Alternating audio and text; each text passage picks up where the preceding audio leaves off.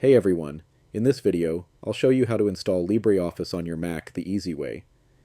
LibreOffice is a free and powerful alternative to Microsoft Office, and it works great on Mac OS. Let's get started.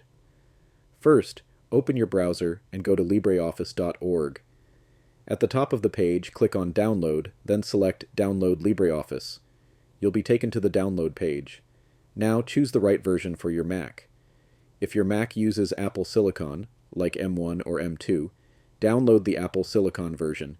If it's an Intel-based Mac, choose that option. Not sure which one you have? Click the Apple logo in the top left corner, then go to About This Mac.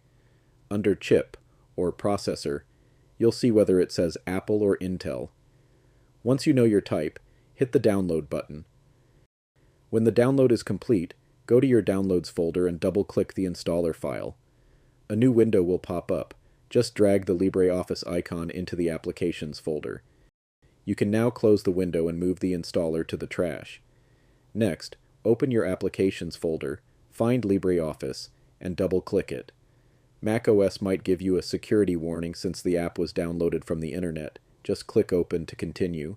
LibreOffice will now launch. To check that it's working, click on Write or Document to open a new text file.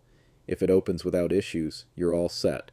And for quicker access, feel free to drag LibreOffice into your dock. That's it. You've successfully installed LibreOffice on your Mac. If this tutorial helped you out, don't forget to like and subscribe to the channel for more helpful guides. Thanks for watching, and I'll see you in the next one.